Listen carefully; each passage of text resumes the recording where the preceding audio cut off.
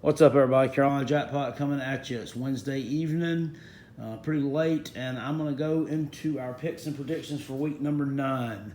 I'm going to fly through these a little bit quicker than I usually do. Haven't been able to do the research on the teams to this point in the season like I normally do. So I'm going to go kind of off the cuff with these. Hopefully, I'll land some good ones here. We were 13-13 last week. 500. So, not the best in the world. I want to get on the right side of 500 if possible against the spread if I can. Picking against the spread is not easy, but I think I can do a little bit better than that. I had a few of them last week that I should have known better on, and I'll definitely keep that in mind this week as we go through these. Baylor tomorrow night is on the road at West Virginia. The Mountaineers are laying 17 at home, or 14, at home to the Baylor Bears. Baylor's much improved this year. They really are.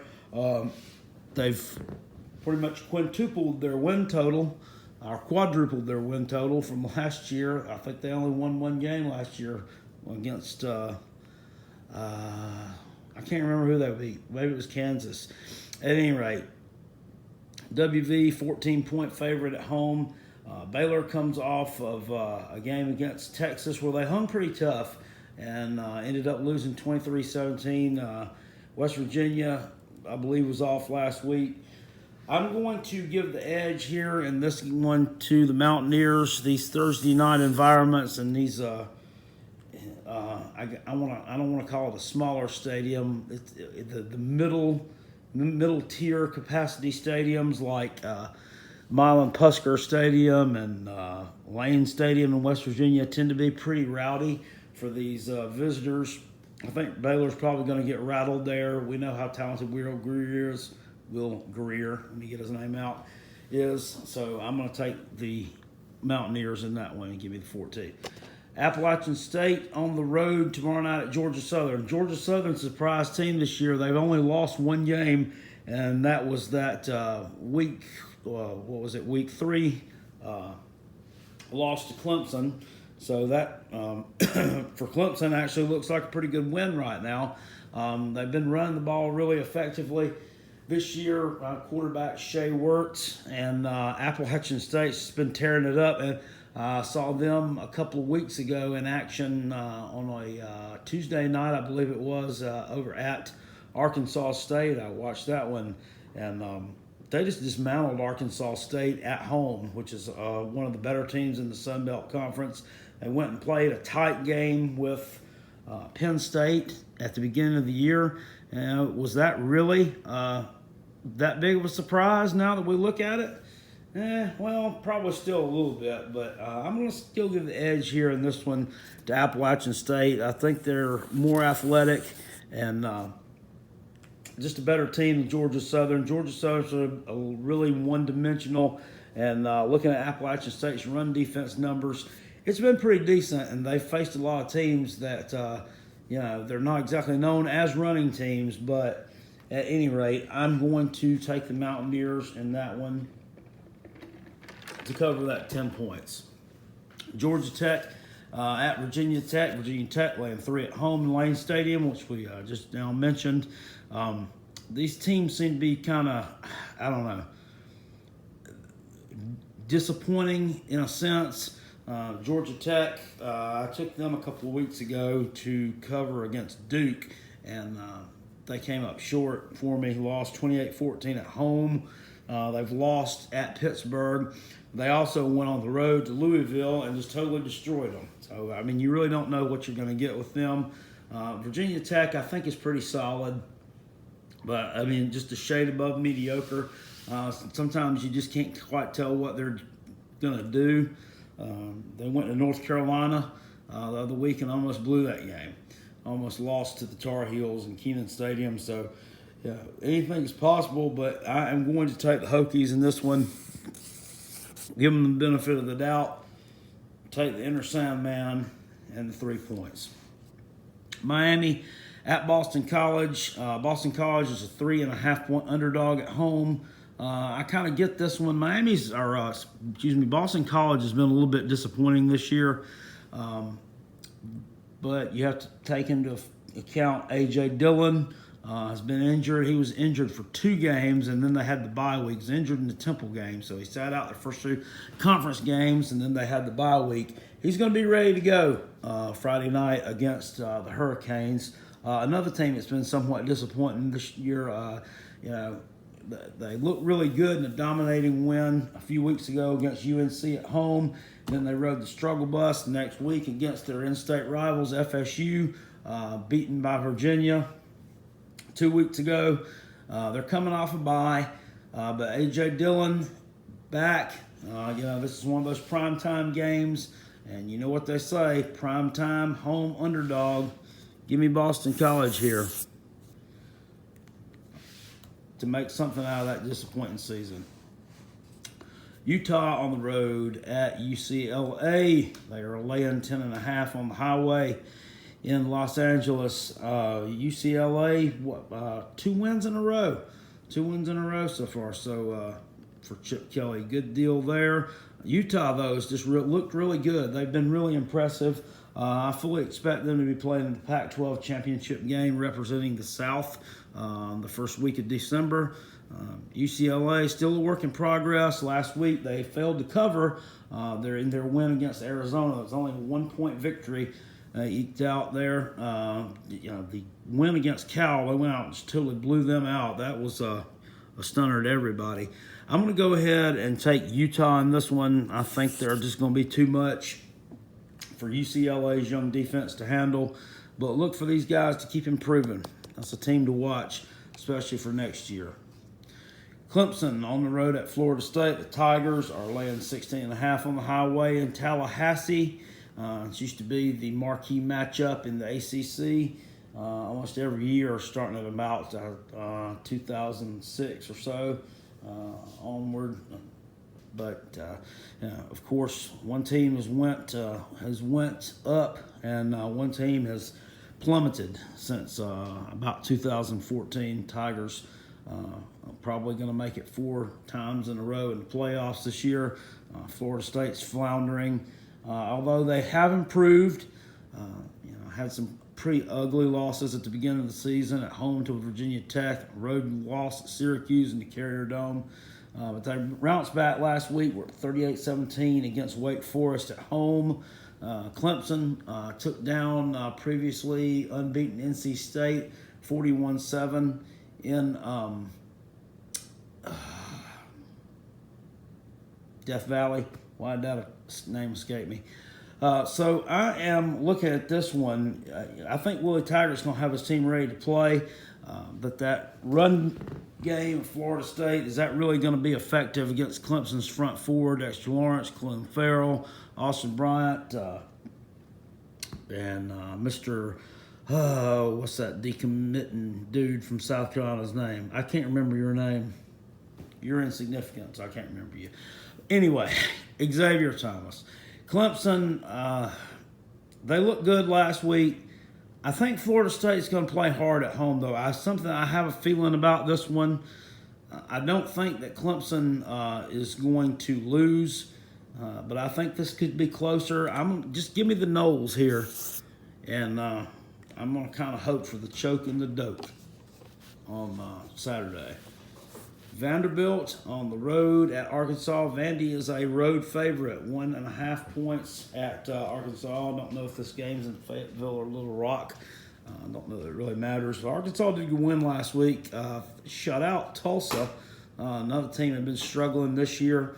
That was kind of a high point for them. They're improving with Chad Morris, but they're still not there yet. Vanderbilt's look pretty good, and really played tough against Florida and Kentucky the past few weeks. Going ahead, give me the Commodores to cover on the road against the Razorbacks and get that first conference win.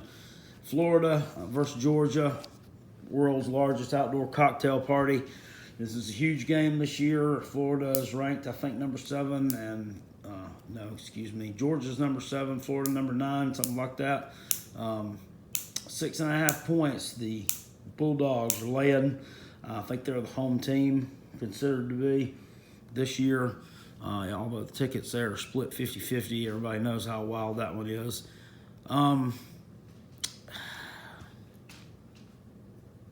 This is a tough one. You guys know how I feel about this. I mean, personally, I can deal with Georgia. I like to bash them during Georgia week, but other than that, I'd really kind of lay off of them because we're kind of, I don't know. Look, I got kind of a friendly rivalry. Well, it's not a friendly rivalry, but it's me. Florida is that's just a team I just don't care for them. I've incited some of their fans on here. They got all in their feelings because I spoke the truth about their old man football game against LSU and how it wasn't impressive to me. And they sat there and they cried and they thumbed my video down. I trust Georgia's offense more in this one. Florida, their offense to me, it comes in spurts. Felipe Franks, I think, has some talent, and I think it's starting to come out somewhat this year. But I still don't think they get the job done against Georgia. Hopefully, they'll use Justin Fields a little bit more in this game, so Uncle Lou will stop talking about him. That was a joke. Georgia, give me them to cover in this one. Vandy or Kentucky at Missouri, 7-point underdogs. On the road, Kentucky is. What kind of sense does that make? Well, Missouri's played some pretty tough games. The Purdue is a team that beat Ohio State, and Missouri has knocked off Purdue. That could lead a little bit into this line, perhaps. Their conference loss, South Carolina, that was a 1-point loss to my Gamecocks. A lot of people, sit here and give me the excuse, well, it started raining, that's why y'all won. Well, they had to play in the same conditions we did. We adapted to them, they didn't adapt to them, and they lost the game. Simple as that. They couldn't stop us on the last drive. Simple as that. They lost the game. There's a lot of people like to give excuses when they, want to hate on something. I do it too. This one's a tough one for me though, man.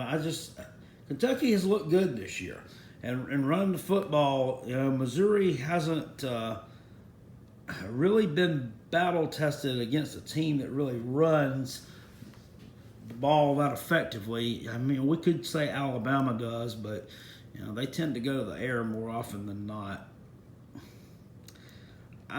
This line is a little bit, I don't know. I think Missouri is a little bit overvalued in this game. Go on ahead and let me have Kentucky. Another factor that could have something to do with that is Kentucky's play last week against Vanderbilt. Vanderbilt's the worst team in the SEC East. Kentucky barely beat them at home. They had to rely on a touchdown within the last 5 minutes of the game to beat Vandy at home. That's not really a good look on them. Although Vanderbilt did play well, not taking anything away from the Commodores and Derek Mason's team there. It's just Kentucky should, it's been really solid this year, and looked like it would have gotten a little bit easier of a victory than that. Tennessee, the Vols on the road at South Carolina. Gamecocks laying 7.5 at home against the Vols. Jarrett Guarantano, Tennessee quarterback, kind of banged up last week against Alabama. Keller Chris played a lot in that game. They ended up losing the game 58-21 to the Tide. I picked the Vols to cover the spread in that one. I thought they would come out and play pretty hard. And they did play pretty hard. It wasn't enough to keep the game even remotely close. South Carolina has had an off week. And I hope that they fixed a lot of the issues that came up in that Texas A&M game that caused them to lose that game. They shot themselves in the foot repeatedly, and that was just not a good performance at all, in my opinion, other than coming back from being down early in that game and tying it up in the fourth quarter. There weren't a whole lot. There were positives, but there were a lot of negatives too that I saw. hopefully they've worked on those. South Carolina should beat Tennessee by more than 7.5 points. I don't think they have the skill position talent to keep up with us right now, and I don't think they match up very well defensively against us. We should hurt their feelings in Willie B on Saturday night. Give me the Gamecocks here to cover that 7.5. I think we win by double digits. Wisconsin at Northwestern. The Badgers laying 7 on the highway in Evanston. Northwestern is a strange team. You're talking a team that won at Michigan State by 10 points. Then opens up with a win on the road at Purdue, and then up the last week they narrowly escaped a loss to the worst team in the Big Ten, in Rutgers. So I don't know what to make of these guys, but one thing about them, they always play close games. Wisconsin's been pretty much somewhat of a disappointment this year. Bounced back last week, had a pretty good win against Illinois in Camp Randall. They covered the spread in that one, which I did not predict them to. I got that one wrong after that disappointing loss to Michigan the week before in the Big House. 7 points, though. 7 points is not a lot. Northwestern has just not looked that good this year. They didn't play well at home against Nebraska. They were fortunate to come back and win that game. They've played a lot of close games this year. Almost every one of their games has been close, though. This is a hard one for me. Go on ahead and give me the Badgers to cover here. I think they're just clearly the better team, and barring any surprises, they should cover that 7 points. Purdue on the road at Michigan State. The Spartans are laying 1.5 at home to Purdue. Still not an overreaction there on the line to Purdue's upset win against a very unprepared, apparently, Ohio State team last Saturday night. Carolina Jackpot was sick. I actually was able to say I saw none of that game. I woke up here on the couch at 1:30 in the morning and went back through the scores, and I scrolled down. I saw that. I was like, holy crap. Are you kidding me? Michigan State, these guys got to be down after that performance against Michigan last week. They threw everything but the kitchen sink at them, and they couldn't move the ball, couldn't score. And their coach, Mark D'Antonio, to me, that move, the guys locking arms and walking lengthwise in that military type formation that they were trying to do, and walking right into and bumping into the Devin Bush kid, getting him all riled up, and I guess everybody's seen him out there tearing up the Spartan logo with his cleats. That was kind of childish and stupid, but he had a right to be pissed off. He had a right to push and shove those guys, but he didn't have a right to do that. That was uncalled for. But after the game, D'Antonio gives a presser, and they were asking him why he was right behind the formation, laughing. He called BS on Jim Harbaugh, but you can see a picture. You can clearly see him doing it. So I don't know. He's a former Gamecock too. He played for South Carolina from 1976 to 78, I believe it was, a defensive back. Not too proud of a former Gamecock for that. Own up to it. Go on ahead and give me Purdue. I think they're on a roll. Give me Purdue here. Army on the road at Eastern Michigan. Army is laying 1 at Eastern Michigan. Is another team that has played a lot of close games this year. A lot of close games. I was looking at their stats. They have given up a lot of rushing yards. Going against Army, you know how that goes. It's not a good omen.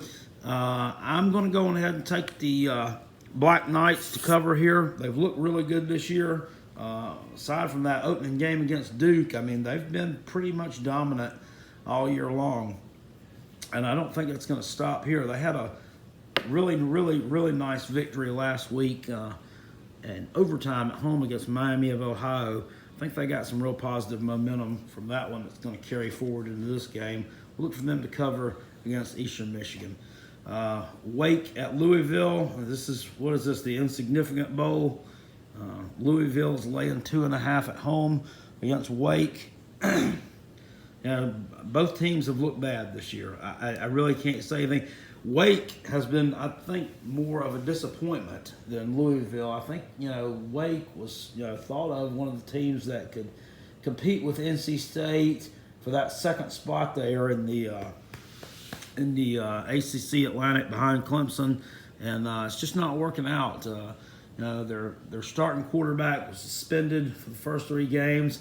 I think that kind of hurt them a little bit, got them behind the 8 ball somewhat, having to start a true freshman, which he's looked okay at times, but they've just they had a Notre Dame at home, and that was in Ian Book's first start. They just got absolutely curb stomped.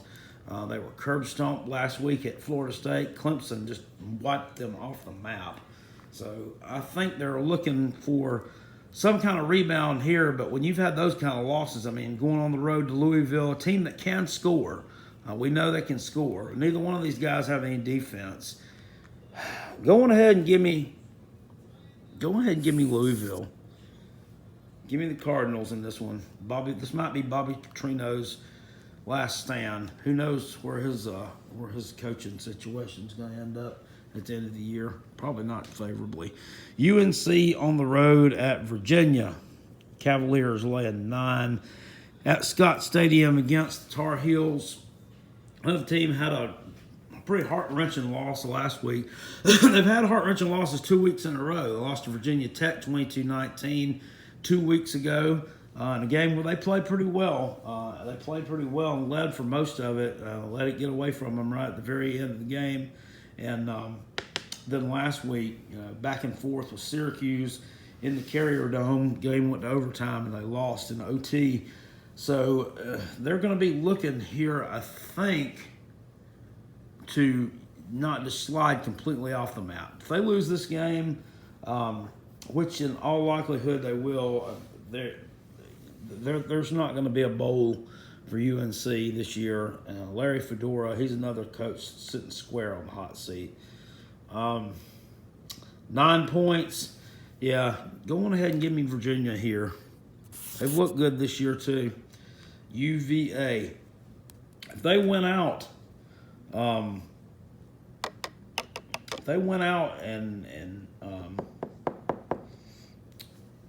I'm thinking, if they went out the rest of their games, they'll end up being the Coastal Division champs because their last game is against Virginia Tech. Virginia Tech's got the one conference loss.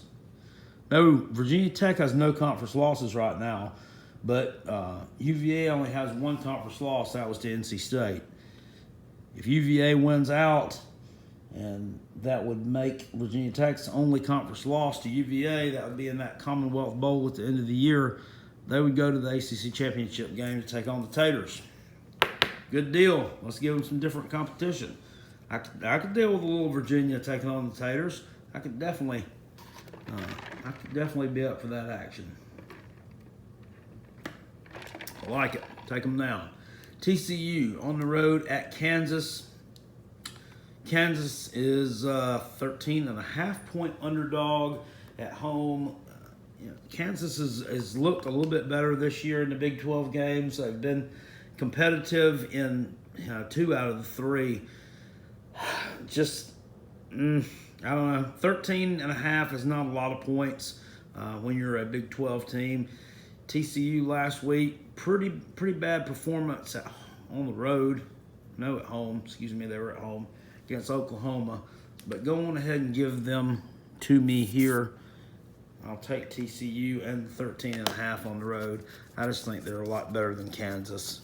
Everybody's a lot better than Kansas in that conference. Let's get the last 8 games out of the way real quick here. And K-State is on the road at Oklahoma.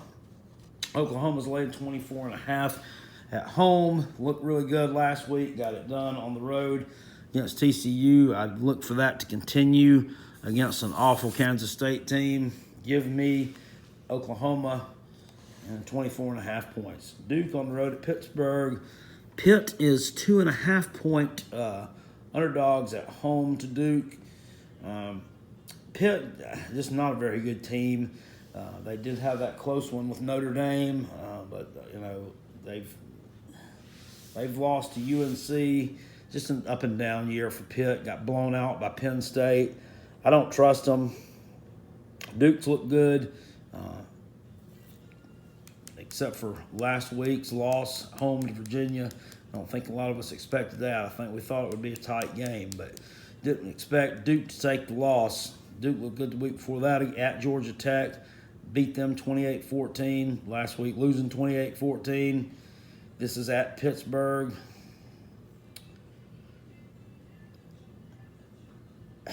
I'm going to go with the mild upset here. I'm going to take Pitt in this game. I'm going to take Pitt in that game. I don't know why. I just like them in that spot. Iowa's on the road at Penn State. I tricked y'all with that one. You didn't see that one coming. Iowa on the road at Penn State. They're 6.5-point home favorites against Iowa.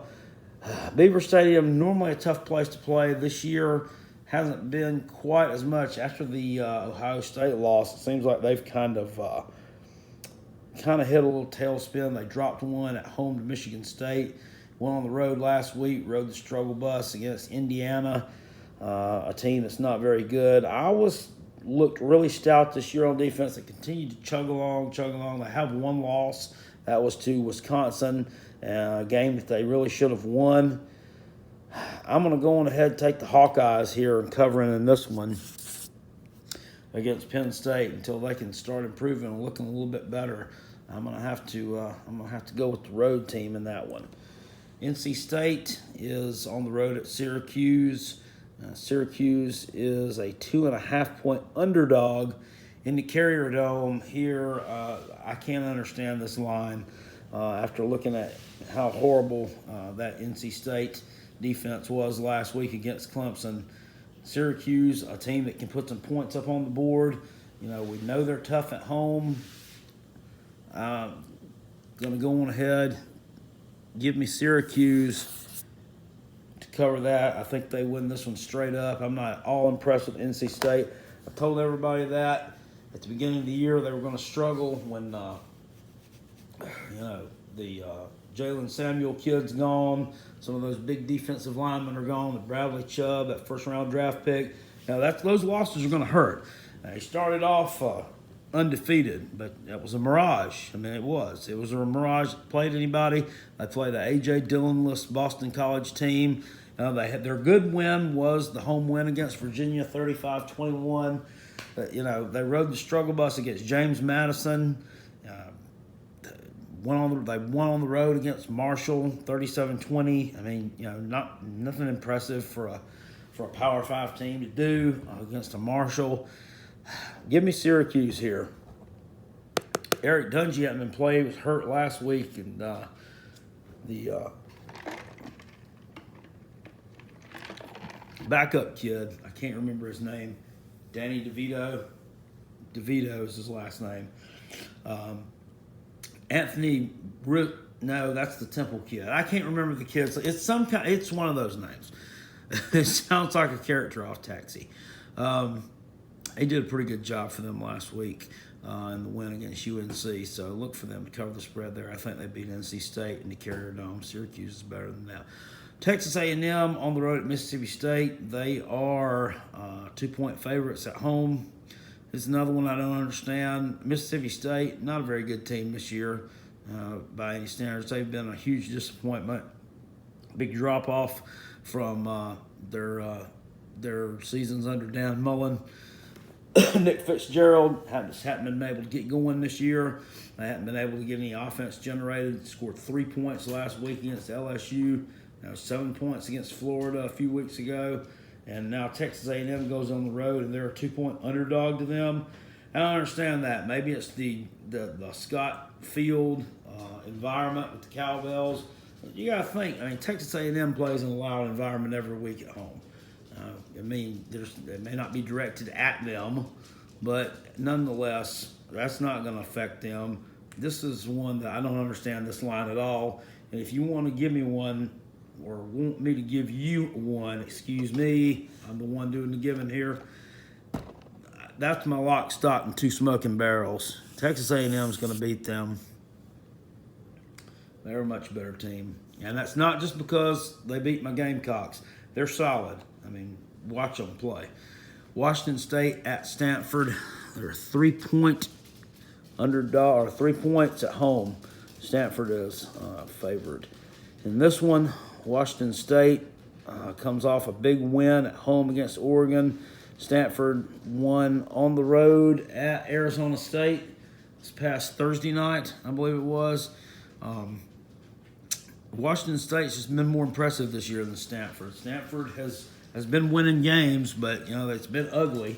They had a real ugly loss to Notre Dame, and I don't trust them right now. Bryce Love's not been able to get going at all this year. I understand a lot of teams are keying on him, but still an elite back, ought to be able to pull through that. Give me Washington State covering on the road against Stanford. I think they beat them by at least a touchdown. Texas at Oklahoma State. Oklahoma State, 3.5-point underdogs at home to Texas. This is another line that it's got me a little bit befuddled. Texas is a one-loss team. They're undefeated in the conference. They've beaten Oklahoma. They've beaten TCU. They're looking good this year. Tom Herman has definitely got that team in his grasp, and they're doing really, really well, which a lot of people have been looking for a couple of years now. Going ahead, give me the Horns here against Oklahoma State to cover. And last one here for the evening and for the week number 9, Notre Dame against Navy. This game is going to be played in San Diego, and Navy is 23.5-point underdog to Notre Dame in San Diego. These teams play every year, and more often than not, this thing is close, and those things matter. I know that Navy, I think they're 2-5 right now.